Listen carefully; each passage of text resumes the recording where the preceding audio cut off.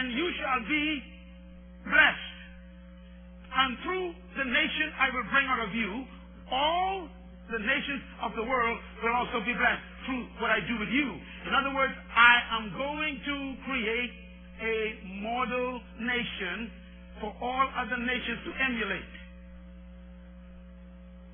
So God said to Abraham, I will give you a seed, it shall become a nation, and this nation shall be the nation that all nations will be blessed by, because they will use this prototype to measure all other nations. We know what happened. Abraham had a son, the son had another son, and that son had 12 sons, and it was known as the nation of the tribes of Israel. They disobeyed God, and God sent them into famine, and they went into Egypt, and it ended up with them becoming slaves, and they were no longer a nation. They were stripped of everything. They had no name, no property, no pedigree, no self-concept, no self-worth. They were stripped. And after 430 years, God spoke to a man named Moses, and he said, okay, I'm going to try one more time. Go and go get them for me. Bring them out of Egypt for me. And the same instructions. Take them to a place apart where it's just me and them, and I will make out of them a nation again. So God has 3 million people in the desert, and He's about to create a nation again. Listen carefully, please. God is about to build a country, a nation, a people. And He has Moses as the first prime minister, so to speak, to build His people. What is the first thing God did in building a nation? Write this down. The first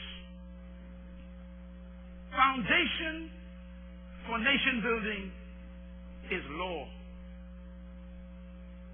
Everybody say law. This is why it's important for you to understand the importance of law.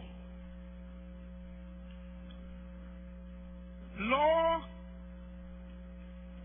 creates culture.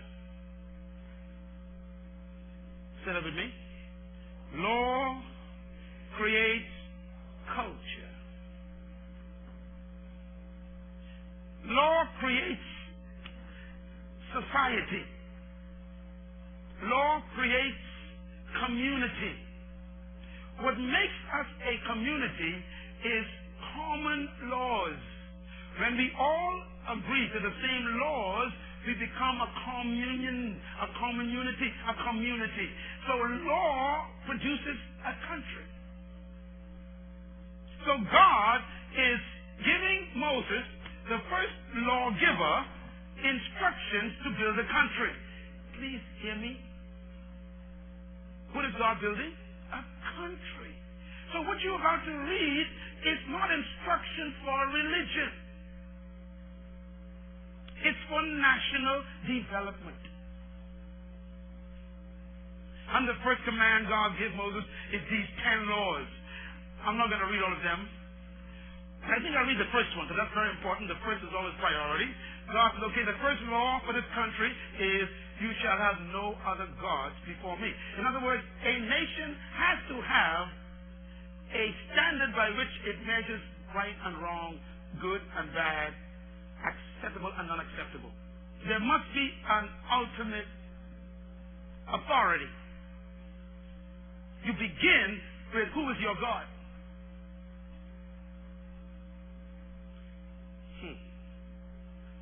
This is why when a nation has more than one God, it becomes no longer a nation. There is civil strife, confusion. But then God includes in national development another law. Here's the law. He says, honor your father and your mother.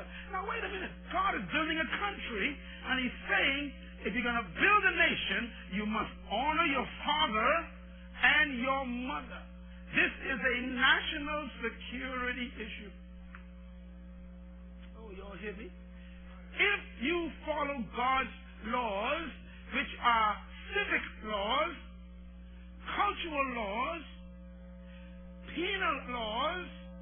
social laws, hygiene laws, you have a big, successful country. God said, Moses, I'm building a country. Tell everyone they must obey their father, their mother. They must honor their fathers and their mothers. This is national interest. When you disobey your father, you are against national development. When you curse your mother, you are an anti-social creature.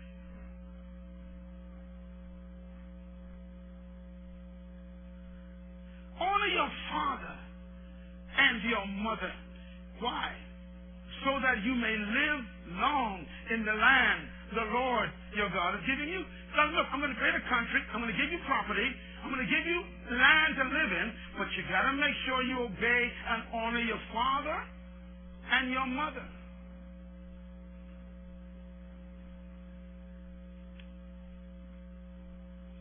Ephesians 6. Paul repeats it this way.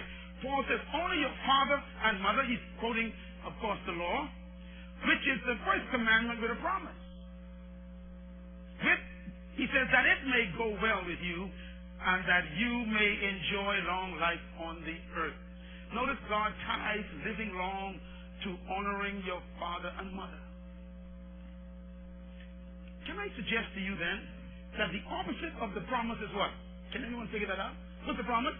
That your days may be long if you do what? Honor your father and mother. So what will kill you? Dishonoring your father and mother. Now, let me tell you how God thinks, okay? There are some things that God gives you as consequences. God will say, okay, if you do this, this will happen. If you do this, this will happen. It doesn't always include death.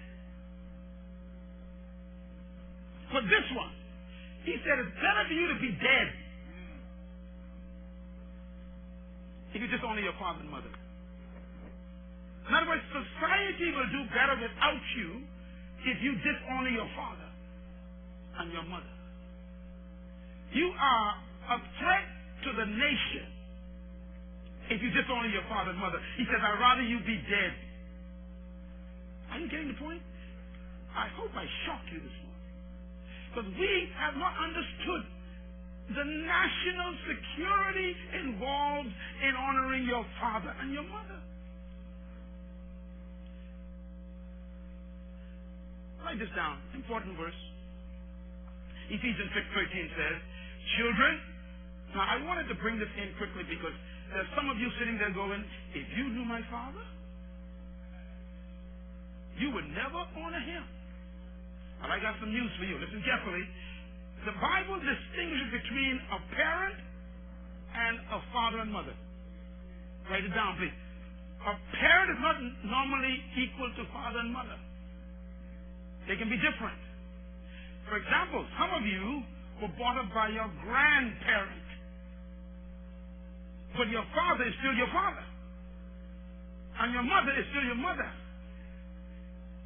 Your grandmother can never be your mother, and your grandfather or your stepfather can never be your father. They can be your parent, but not your father. Everybody still with me? God is so smart. God never told us to love your father. He never says love your mother. He just simply says honor. Honor doesn't mean to love. Because some folks, the stuff they did or didn't do makes it hard for you to love them. He never told you to love them. He said honor your father. Honor your mother. He didn't even say to obey your father.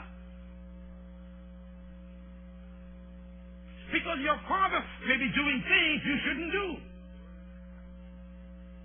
Everybody said he didn't say obey your mother. Because your mother may be living a lifestyle that God disagrees with. Or your father may ask you to do some things that are completely against God's will, and God says you have to disobey him. He never told you to obey your father.